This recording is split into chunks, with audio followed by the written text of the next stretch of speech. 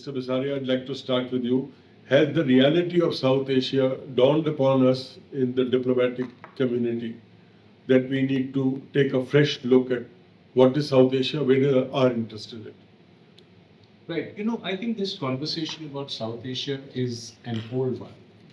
Whether we've lost South Asia, given the dynamics in those the internal dynamics in each of the neighbors, we often ask this question whether we have lost them.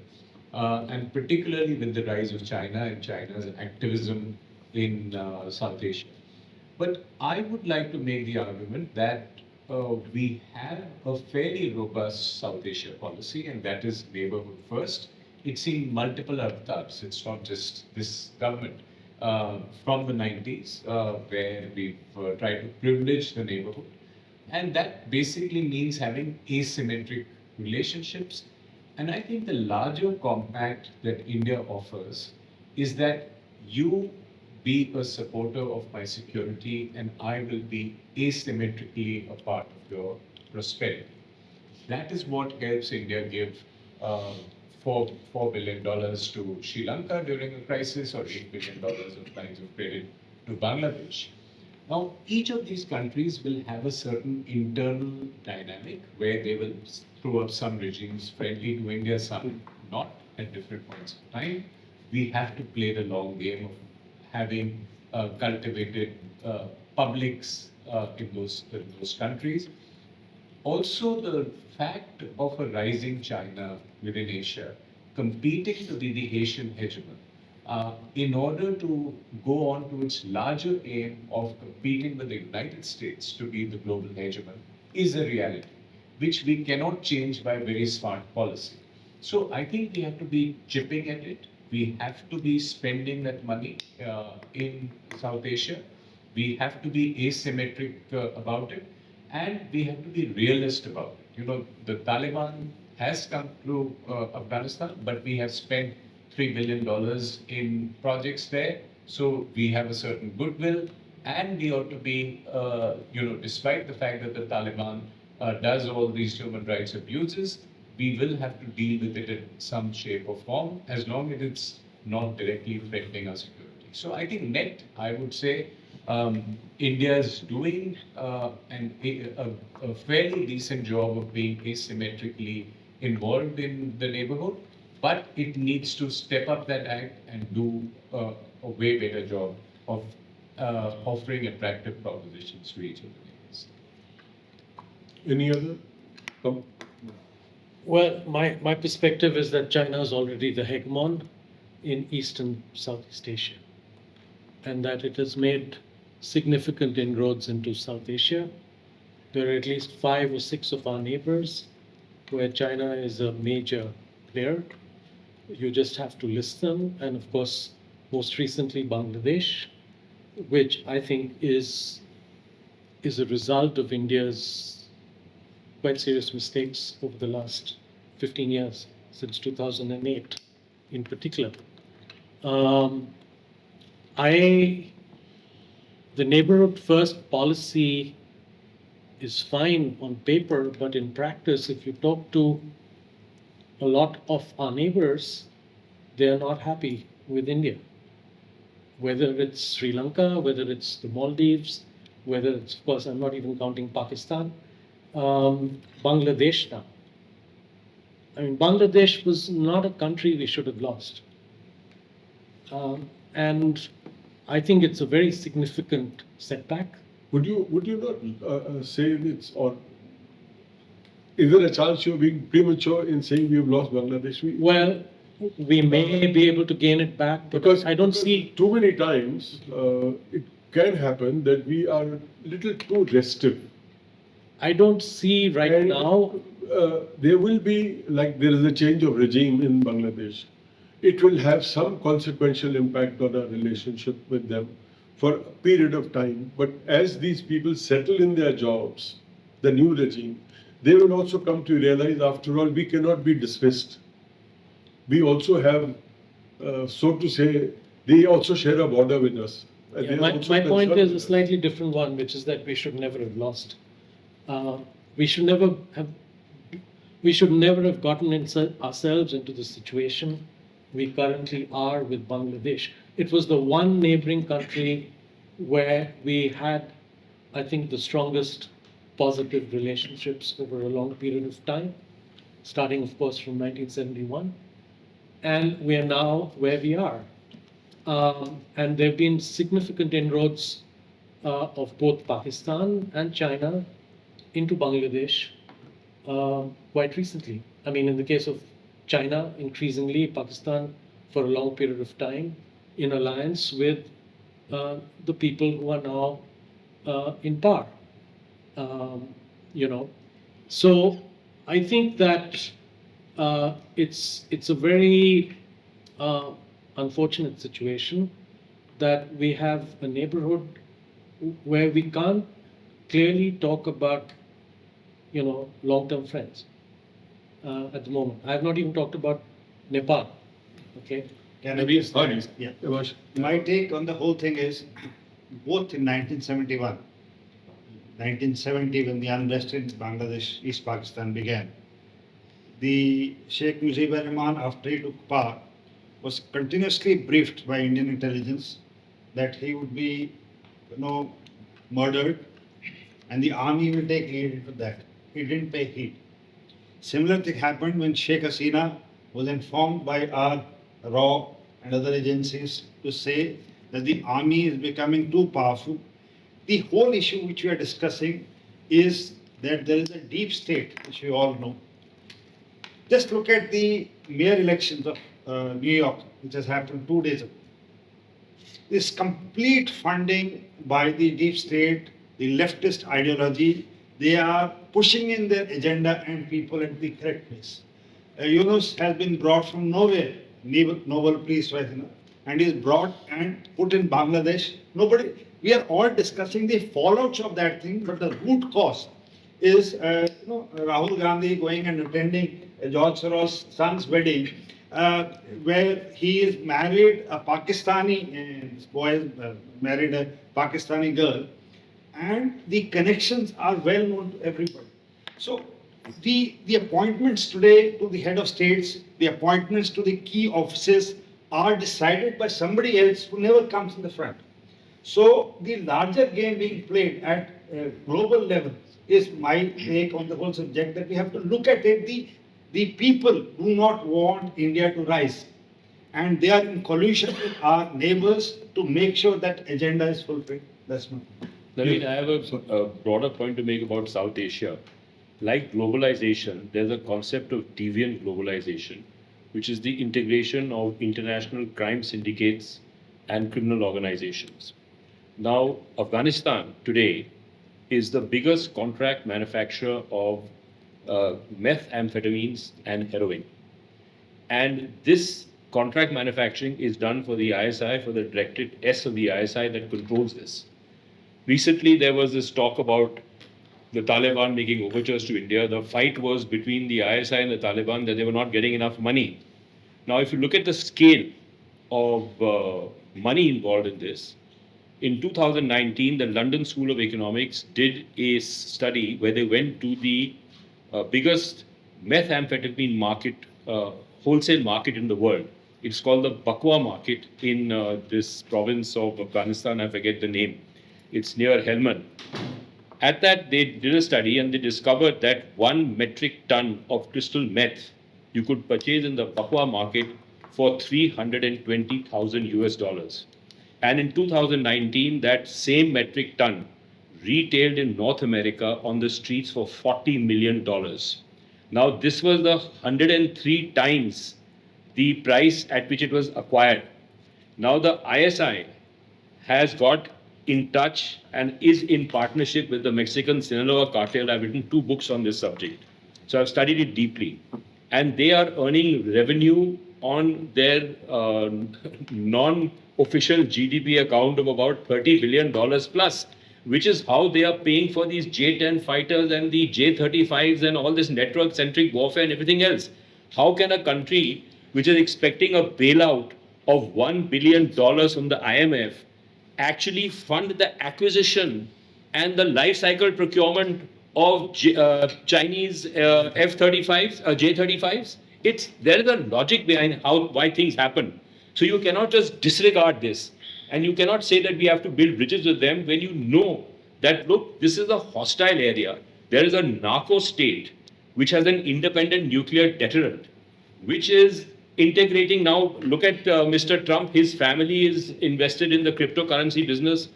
They have a hedge fund in the US which is located itself in Dubai. That hedge fund has invested $200 billion in a $200 million in a cryptocurrency platform. He goes and does a deal with Mr. Munir because Mr. Munir wants to launder his money, and Mr. Trump wants to make money, and he's already made $7 to $8 billion by launching the Trump meme in the month of April. So there are so many linkages, and you cannot look at it, very simplistically or childishly and say that, look, this is the way we look at things traditionally. This is a very complex scenario. It's a chessboard where the Russians are playing chess, the Chinese are playing Go, somebody else is playing some other game. And all these games are intercrossing, interlinking. For example, the Chinese, they say, were supplying 5 747 freighter loads of equipment to the Iranians, and the transponders of those aircrafts were shut down when they crossed over into Iranian airspace. At the same time, the Iranians were launching missiles at Haifa port, which was up in flames. And half of Haifa port is owned by the Chinese and half of it is owned by Mr. Adani. So there's a contradiction there. Now, why didn't Putin criticize Israel? Because out of 7 million Israelis, 1 million speak Russian. They're Russian Jews. And Putin and Netanyahu have a certain equation and a certain friendship. And their deep states of both countries have deep ties. So it's a very complex equation. You can't reduce it down to simplistic. Yesterday, the Israeli ambassador was asked this question: how did you manage China and Russia during the 60-day period which you gave to Iran? And he mentioned what Iqbal is just saying, that we have very good equation with Russians. This the ambassador is saying. We have very good equations with Russians, and we have deep ties with which we were sure that they will not do anything. And when we left Syria, he said, we gave them a place in Syria. So the Russians were given a place in Syria, courtesy Israelis. So he said, give and take continues in this kind of diplomacy. Oh, while there are many, as you rightly say, reference to the chessboard, I think sometimes our thinking we overcomplicate it.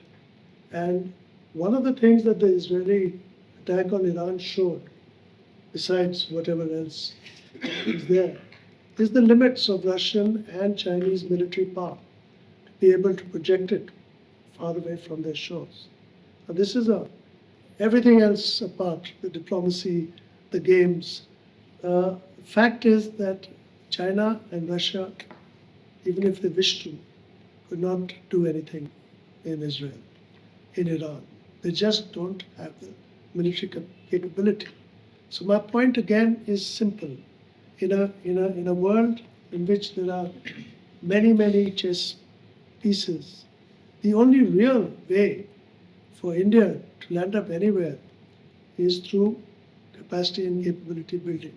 Call it peace through strength, call it deterrence, call it compellence, call it what you want. And I don't know, I mean, here was a case where you're looking at Chinese or Russian reaction to Iran, but we are forgetting that they just don't have the military power to match this. And in its own way, while we may say hundreds of people keep talking about decline of the United States, it's not there. It is still a unipolar power. China is challenging it, but it's nowhere near. And if I may just bring in the maritime angle for a minute, Chinese, any great power in history, from Spain, Portugal, the Soviet Union, the United Kingdom, has to have had the capacity to project power across the globe. And you can do it through the maritime flank. You can't do it anywhere else for the simple reason that that is the common international thing. So what I'm trying to say is, China, again, we talk about it, it is very vulnerable in the Indian Ocean. I can assure you the vulnerabilities China faces in the Indian Ocean are so severe They keep our northern border alive partly to make sure our funding and our focus remains northward. Because the Indian Ocean is a trap. It's easy to come in and out of this ocean in peacetime. But try ingressing or egressing from this ocean during hostilities. With today's weaponry, it is so easy to interdict platforms which have to pass through any narrow strait. The only real fighting space for the Navy remains in the blue spaces, the open ocean. And that's where it deploys. Immediately there's a problem. So I think one of the lessons we were talking about Sindoor and Israel, we must keep in point that your capacity to influence things depends a lot on your military capability. Forget the capacity, the capability. A capability to take a bomber 2,000 or 20,000 miles and pinpoint strike is a capability. 30,000 kilometers. Whatever. And if you have the capability or you don't. So there are people who have it and keep quiet, like you said, talk softly, carry a big stick. Or you don't. You just don't have. Say something. Yeah, if you look at the global dynamics which are there, I think every region across the world, the chessboard is actually being altered by extra-regional powers. Not only South Asia, take it everywhere. Europe, take it Middle East, take it any Africa, everywhere.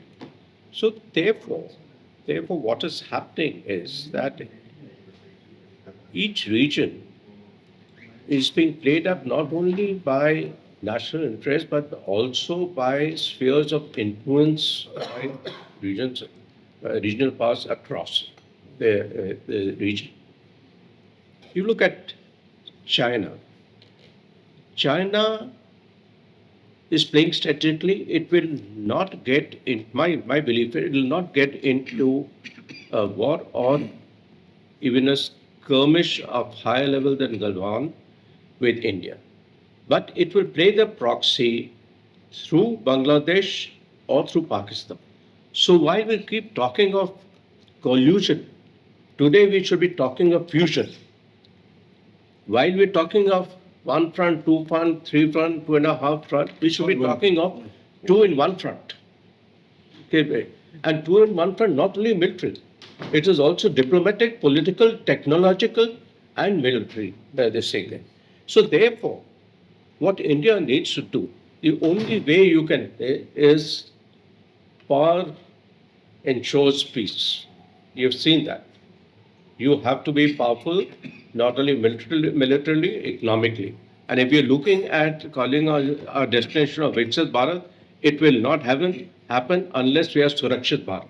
And the threat to Surakshit Bharat today, my belief is going to be more internal than external. The threats external are being focused, but the internal threats are brewing, being played up with the fault lines, and that is where I think the major threat to our destination lies. Which is what I was referring to earlier when I said that we need to bring the opposition and the governing party Absolutely. all together on the same page, and this one step or one situation bonhomie of all political parties to go on these foreign trips should not be a one-time affair, but it should become the new narrative where opposition and governing party are on the same page on all national issues. Absolutely. And state and center are also on the same page. Yeah, yeah. And the state and center, yes, absolutely. But it does bring me, just bring me to a thought. Yeah. No, I was just, you hear this and then you add on to it, because repeatedly, some very good points have come, and we are talking about capacity building and capability, and the ambassador brought out our standing in South Asia. Sir, it's not, that magic wand that suddenly today your capability is 0 and tomorrow it becomes 100 out of 100. This takes time, and there's an interim. In that interim, is there a call for alliances? We saw that we were absolutely alone post this event. I think that could also be a thought. That is also capability building. And I don't know who to turn to. Of course, we have some time-tested friends, but God knows if they are still there. But I think this thought, the ambassador, I'm sure, will add on to it. But sir, before that, General Rajeshwar, Yeah, please I finish your really, point. I can't add or subtract from your thought because I haven't thought about it, but. No, your point, sir, what No, you were saying so earlier. the point I was making is, at least for the military, I feel South Asia is very, very key. Whether you are looking at the continental domain, the near air domain, and even if you want to project power, you need some kind of a firm base from where to. Even when I'm looking at maritime power, which we have not actually kind of projected that we can. And in the future, we have to utilize this space. And therefore, South Asia is very key. While we try to be bigger than what we are today by having linkages with all parts of the globe, but the thing is like in the military, if you know the word firm base.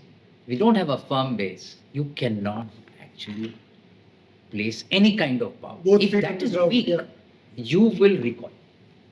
And some of the recoil will happen. Especially my fear is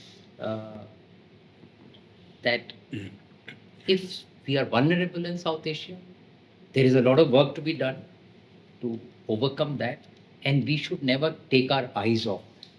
It's a very important thing. We already have two adversaries which can affect us.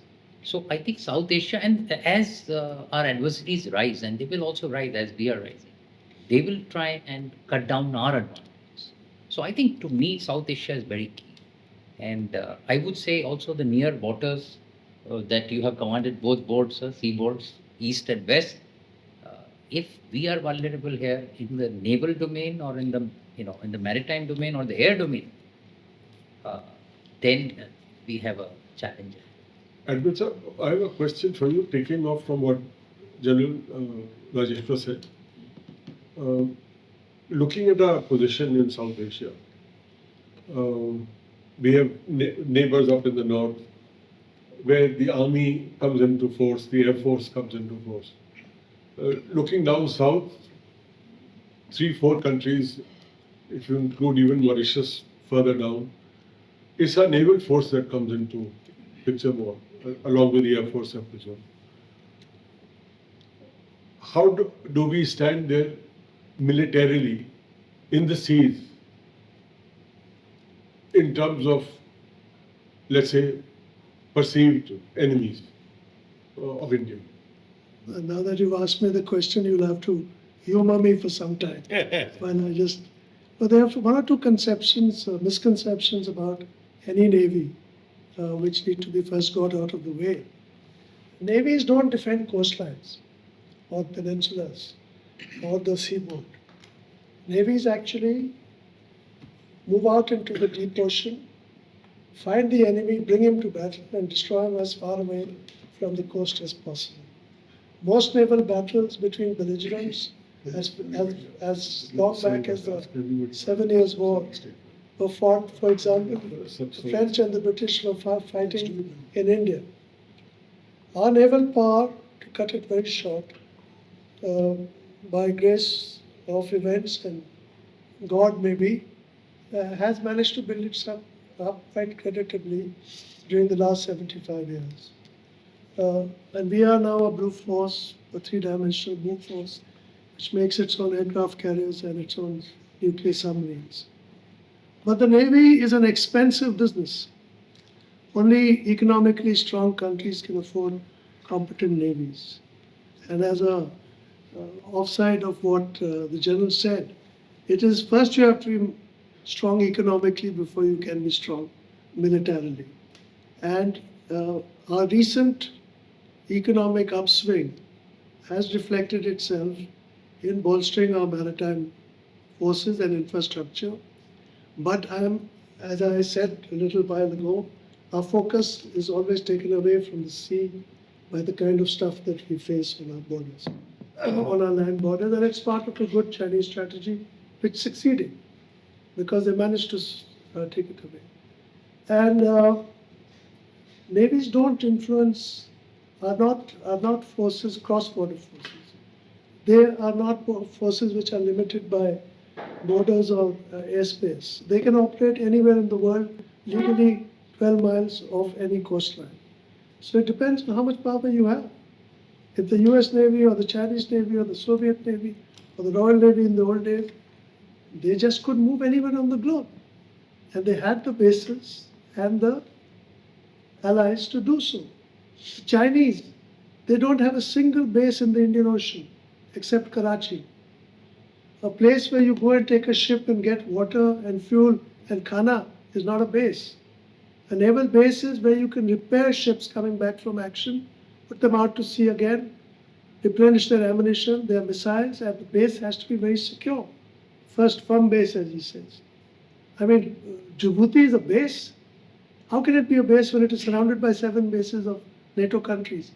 Chinese can't fight from there. They can go there in peacetime and show a flag and take some R&R. There's only one base, and that is Karachi. And why? Because Chinese and the Pakistanis have set up dockyard facilities for repair of the same submarines and ships which the Chinese are going to deploy in the Indian Ocean. So if he's struck in action or his propeller is broken and he has to dry dock, he can't go all the way back to China, and certainly not in hostilities. So where does he go? Hambantota? The only place he can go is Karachi. And so again, we've been talking about it. It's a very pointed collaboration to be able to repair both Pakistani and Chinese ships in the infrastructure which has been set up. So we have to. Ambassador, you're saying something? Can I will ask you a cross question? That you talked about building up capabilities. So you talked about building up capabilities. If I'm not mistaken, I think 2 or 3 years ago, your latest aircraft carrier, idealistic aircraft, was launched. And it was launched without a complement of aircraft. And now, even though this deal has been done with the French, the first aircraft is going to come in 2030. So what is going to happen for the next 5 years if there are hostilities? Yeah, but it's a very important question, but let me tell you. The latest USS Ford, the latest carrier which has come out of the United States, took 11 years to build and has gone, when it was launched again, the aircraft were not really there. The HMS Prince of Wales and the HMS Queen Elizabeth II have been commissioned without aircraft. F-35s were yet to come to the UK from the US. To manage to launch or commission an aircraft carrier and converge the aircraft coming at the same time is a tricky business. But 7 years is a bit long, isn't it? It is, but for a normal ship today, normal frigate, the build times are 5 to 6, 7 years, even abroad. Because these ships have now become so complex and there's so many, 300 to 400 subsystems from sewage to weaponry. So what you're really saying is that we still only have one effective aircraft carrier. No, we have, the Navy's been asking for 3 because 1/3 of the naval fleet is always in maintenance or refit. So 1/3 to 1/4. So if we need aircraft carriers on both sides, you would need to have 3. But we've never been able to get the funding or the go-ahead because we just don't have, we are bogged down in all the stuff that we've been talking about. And that's the reality on the ground. We don't have the money. Your budget is only some 1.8% quick ones here. of GDP. It's cut down from Yeah. 2.5. See, what we can do, sir, is that we are at a time schedule where even if now 10 of us left, given that the Admiral has spoken his final words, it will take us 20 minutes. So what I'm saying is that we can start with the ambassador, sir, and we can give our points as well as consider them as our closing remarks. So 2 minutes each, starting now. Sure.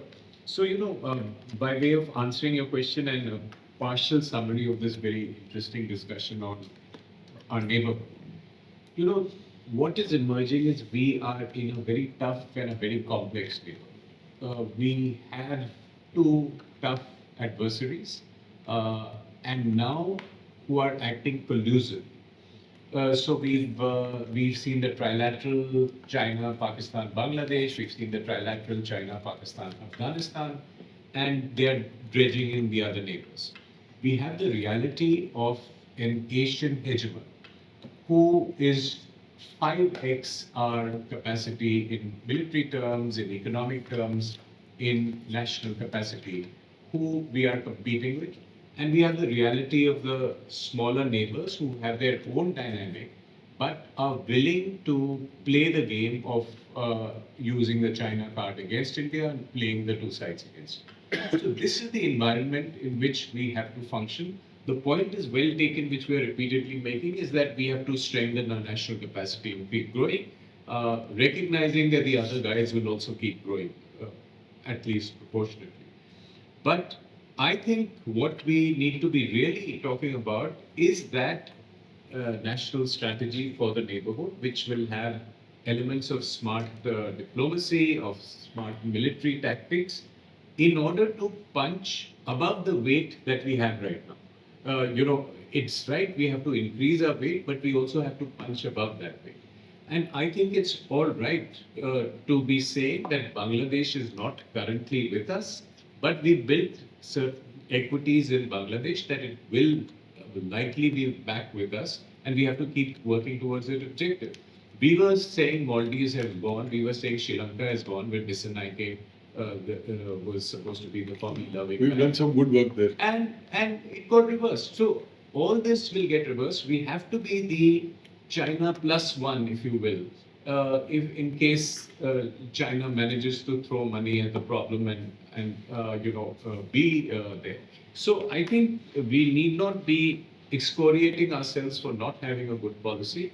It's a tough neighborhood, a tough situation, and given our capacity, we have to keep at it and keep dealing with these neighbors by being that attractive neighbor which is giving them disproportion. Alliances? Yeah, so at this point, I would not recommend alliances or having the United States or the major powers, Russia or Europe, here, except on a case-by-case basis. We saw the role the US played in Bangladesh, not in our favor. It was a role that the conspiracy theories will tell us was certainly planting Mohammed Yunus on us over our objections. But even if that's not 100% true, the role those powers will play will not necessarily always be in our favor. So we have to be the power that in our neighborhood is the dominant player and playing the game, and even if we are spending additional resources. Just a related question to you on that, because that was a part of my questionnaire which I shared. How is our multipolar foreign policy playing out? When we had this Pahalgam thing and we were talking about ourselves being victims of terror, I think general understanding is that nobody bought your narrative, and we felt quite marginalized. Whereas there were 3-4 countries which put themselves right behind Pakistan. We had nobody behind us except perhaps Israel and one or two other. Only Israel. Only Israel. Only Israel. So, will we have to accept the fact that if we are saying we are not with you, then they are saying they are also not with us when we need them? Is that how it works? Yeah, Navin, I'll make a different argument. I don't buy that. I'm not suggesting, I'm only questioning. Right. Is So, I would make the argument that Op Sindoor showed that we had diplomatic support. After Pahalgam, we had support, and a lot of the support is privately coming. In the public statements, just like we do, people will balance. But privately, the Americans would tell us, look, do what you have to. You're facing terrorism. When Op Sindoor was launched on 7th May, we did not have voices condemning India's attack on a sovereign country, but saying, please exercise restraint, which should be good enough for us. When you're talking of the multipolar policy, we're talking of what we call multi-alignment, which means a multi-vector engagement, which means I should be able to get Russian energy while getting defense technology from the United States. If I'm able to do that, I've balanced those two parts. If I am dealing with Israel and Iran at war, I can get my defense technology from from Israel, and my oil from Iran. I feel I have balanced it enough and had this benefits of this multi-vector, multi-alignment. So I think I would say that our diplomacy did not work. I thought it did. The fact that you can get an S-400 Triumph system from Russia, and it serves you very well in your air defense in Op-Sindoor, while at the same time getting equipment from Israel, from the US, I think it's a marker of success. Okay, thank you, sir. You'd like to sum up? Okay. I've just taken from where Admiral Chopra said acquisition. I've been an acquisition man. How nimble is an acquisition? I just give you a very small example. For finalizing our Hawk aircraft deal, the country took 18 years, 1/8, from the time we envisaged we must have a right. The Omanis finalized their deal in 18 days. They got an engine which was better than us. They got an HMI which was better than us. They had a deal with BA Systems that they will deliver it ahead of the Indians, although they did the deal after us. And also, they were able to make BA Systems get it on the head-up display, Allah Akbar. Okay, in 18 days, all this was finalized and deal. Now, today, if there is a threat which is developing, an armed threat which is developing, you need to respond to it.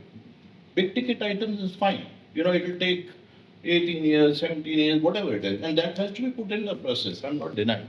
But there's so much which has to be bought now. Immediately, as of yesterday.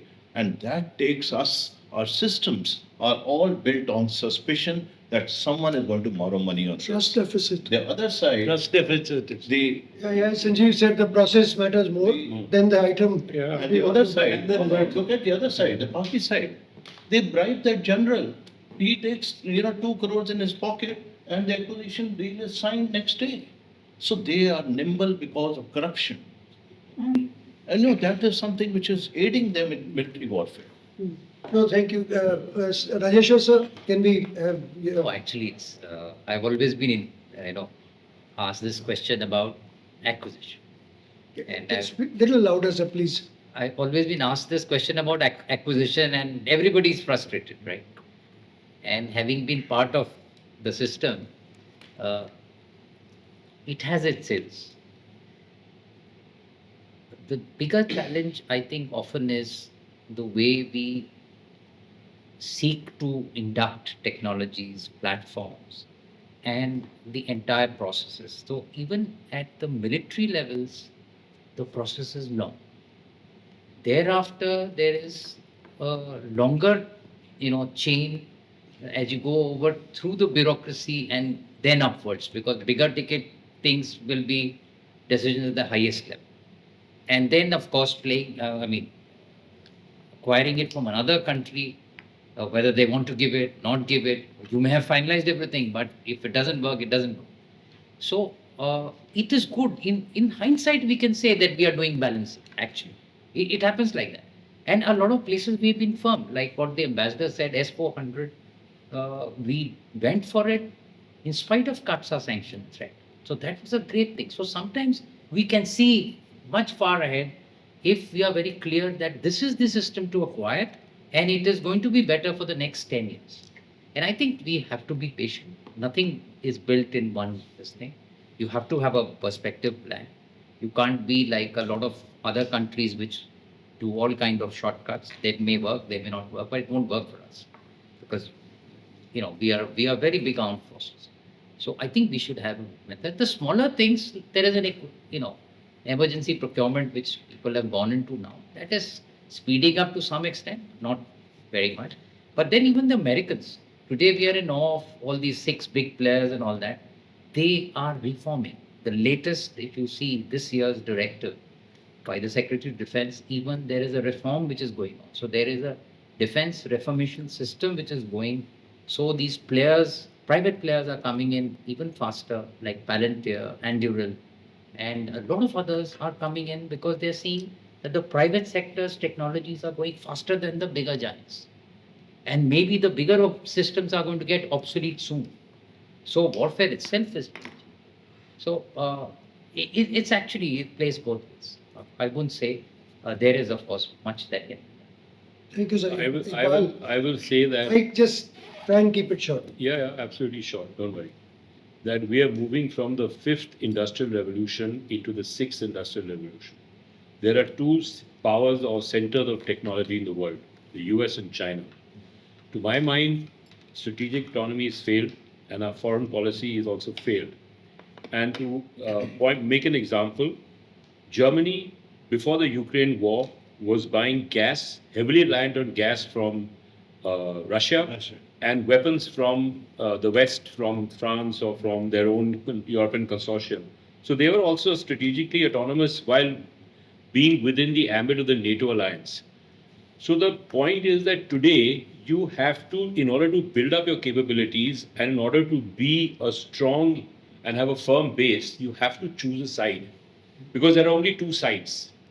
There is no third side yet. The third side, I think, is going to be Germany, which in 3 years, given the fact that they have got rid of their fiscal deficit constraint and they are spending 990 billion euros on rearmament, they will be the third superpower. So, pending that, you have to choose your sides today. That are you on the Chinese side or are you on the US side? I don't think there's a middle path. Okay, thank you. You don't believe in Gautam Buddha? Mr. I believe in Malhotra, Lord Shiva. Yeah, I think we're at one of those geopolitical crossroads where we're moving quite fast to a bipolar world. Even Palantir, CIA Trump 2.0 is accelerating that. guy was previously. It's accelerating US decline and China's Israel rise. is also. And India cannot compete with China technologically, economically, politically, or militarily. These are the four areas. In East and Southeast Asia, I believe China is already the hegemon. It has control to a considerable extent of South China Sea. Taiwan has an existential threat to it. And the Australian Strategic Policy Institute says that out of 64 cutting-edge technologies of the future, China leads in 57. The US only leads mainland. This is huge. Given what Trump is doing to US academia and universities, China is the only beneficiary. So the only country smiling under Trump 2.0 is China. India is going to have to find a way to find what kind of relationship going forward to have with China. That's the reality.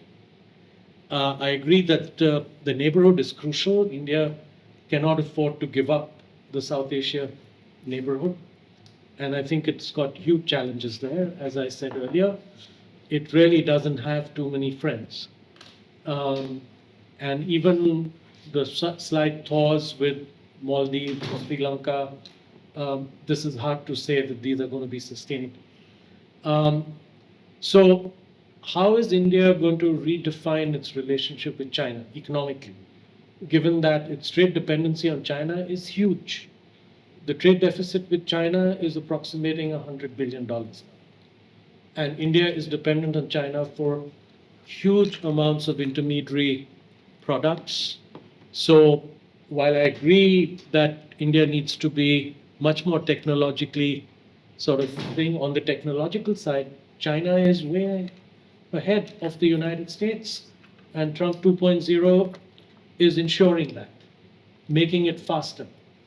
So this, I think, is the big challenge that we have to see for India. thank you. Sanjeev? So two quick points. One, in my opinion, the niche defense manufacturing should directly go under PM. Like we have space, nuclear, missiles. The key areas the PMO should be driving. There's no dearth of funds. Decision making is fast and it is monitored the high. I'm talking not the complete defense. Niche requirements on it. Second, we need to put professionals on top. Case in point, just giving example of Indigo and Air India. They have ordered 800 commercial aeroplanes to be delivered in 10 years, but nobody in the civil aviation has a knowledge about aviation. Hence, we could not impress upon Boeing and Airbus to set up even an MRO here in our own country. We are buying 800 aeroplanes. There is no negotiating ability with the professionals at that level, which Very we interesting. need to look at. Very interesting.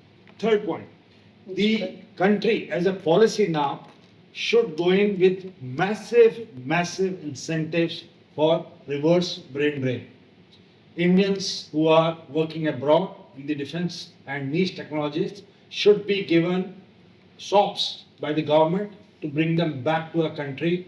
I don't know whether it will be successful or not, but an effort, all-out effort will have to be made in case we have to set up our own industry.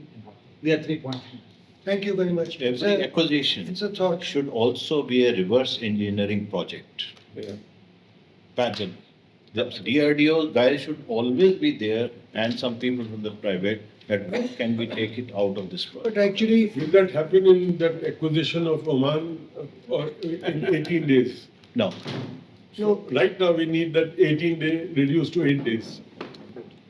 yeah, let me also say, this, Don't say what. the DRDO, since you mentioned, is also a setup that whenever you want to buy something, they say we'll make it for you. All right, and then they take 40 years and don't make anything. I know that. Right, so it is also, I would say, Actually, because they don't have a, we can have a full they don't have a competitor, and that is one of the reasons.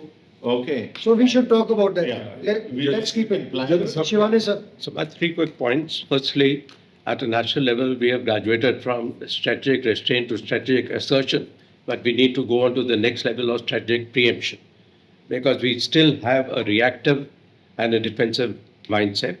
And therefore, when we talk of equipping policy of threat come capability, I've been hearing it for last 2 decades, and I've been part of this in a PP directorate.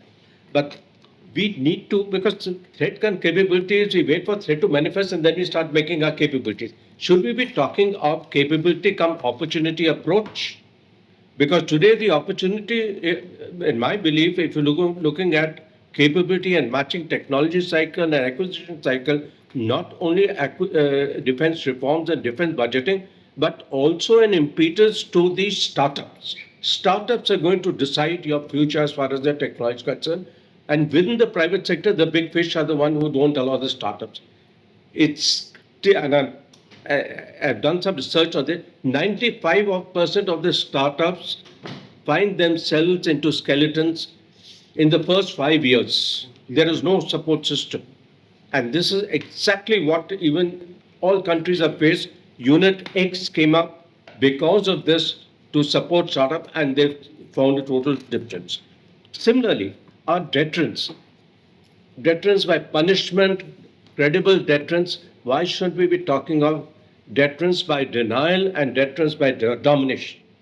The whole philosophy is different. The whole equipment is different. You're going to look deep, you're going to be more proactive, more preemptive, and more dominating. So automatically when you do that, you will cater for your threats which are coming up. And last but not the least, when we look, and pardon me for repeating it again, but I think it's a very important point, along with the battlefield geometry, we have to look holistically at the cognitive geography, and both being matched with this. Otherwise, we would be tactical in our mindset, operationally and strategically, we would be found wanting. Thank you, sir. Jagat? 2, 3 quick points, sir. Firstly, what I look and see after Sindhu is that the Pakistan army is back at the center of things, and that was clearly on display when the chief went and met President Trump and not the elected representative.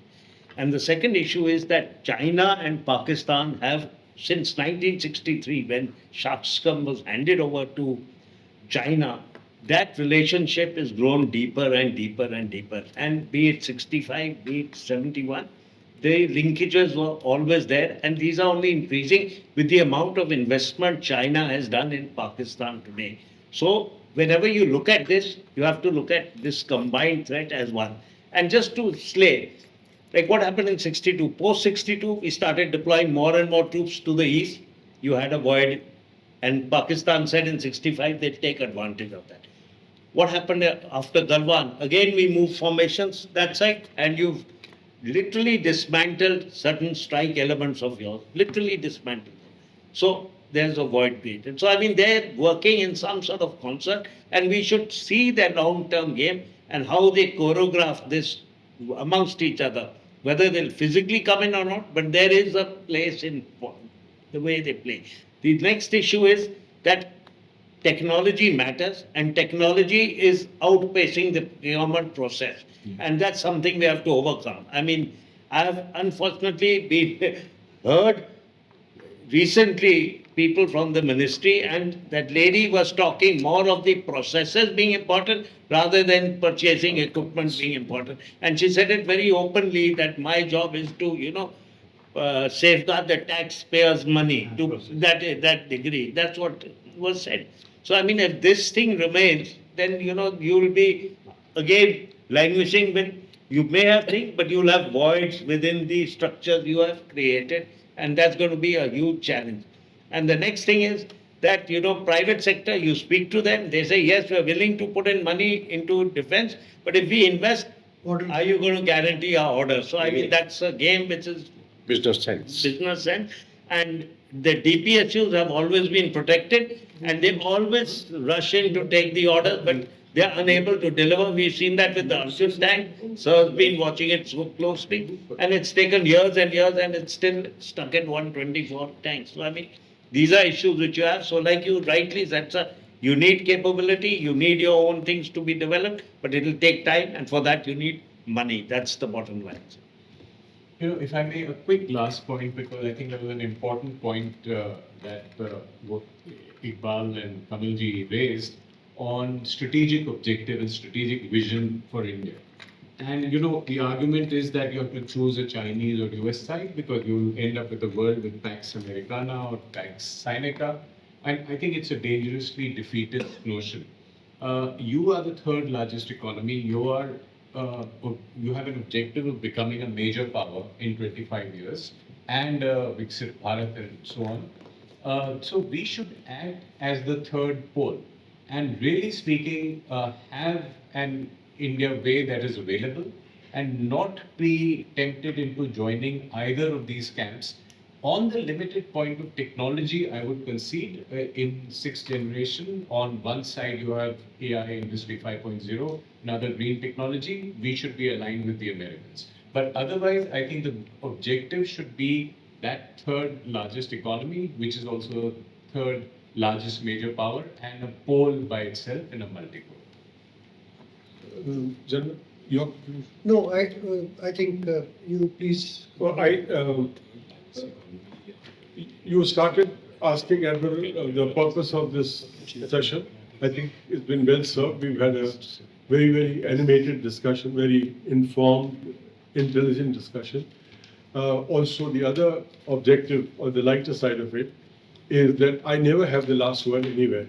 But if I convene a conversation, I do have the last word. So it does help. I was checking with Ambassador Bisaria earlier before we started this discussion that my memory, reacting with my college friend, former MEA, MOS, Salman Khushi, and I was talking to him, this is like 30 years, 35 years ago, and he said, "Hamare aise nahi hota hai." Diplomacy was an act in itself. Either we didn't have an economy as large as what we have today, but there was no economic delegations being led by MEA, if my memory is right or my understanding is right. But that time and era is gone. We have world over delegations coming with prime ministers, presidents, the whole industry lobby is there. So when the American president comes, the Boeing chief comes, the Microsoft chief comes, all of his industry comes. So that came stage 2 when MEA or diplomacy embraced trade and commerce as part of their objective to kind of multiply the force of India through commerce and trade. I think the last 2-3 months have pushed military up front as part of diplomacy. And I think somewhere in the beginning also we did exchange this little nuance that there are no longer compartments. It's all got merged somewhere. Your military prowess, your economic prowess, your diplomacy, they all have to work in tandem between each other. And I think that's what came out through this discussion.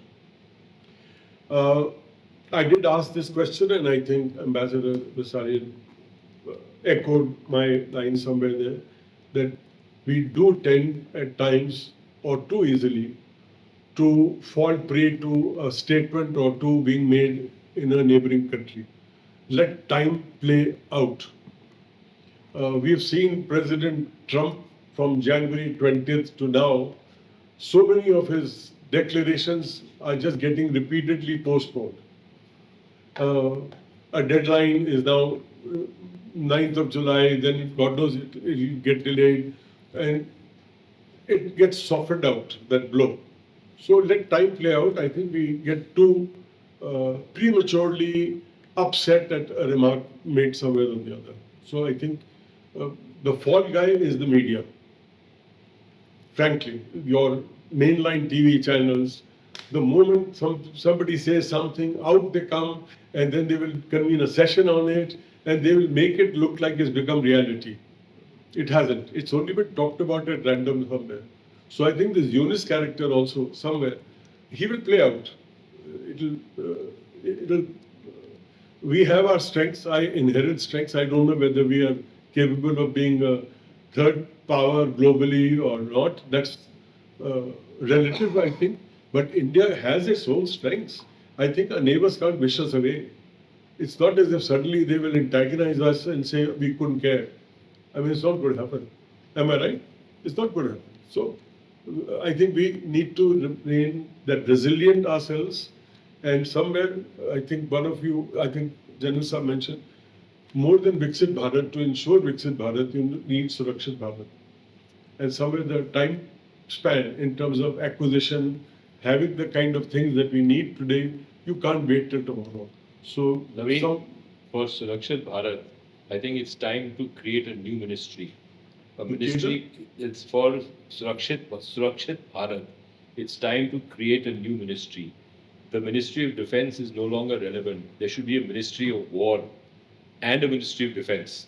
Because the Ministry of War then takes decisions on how to actually be proactive. Because the Defense Ministry is sociologically and psychologically, the bureaucrats will be unable to respond to the compulsion. And it will solve this bite about we being only reactive and not proactive. Exactly what Trump said a couple of days ago. He said yesterday to his Secretary of Defense. Yes, so he said, I want to make him Secretary of War. But it's a good idea. Yeah. And the core of Surakshit Bharat will rest on having a national citizen security culture.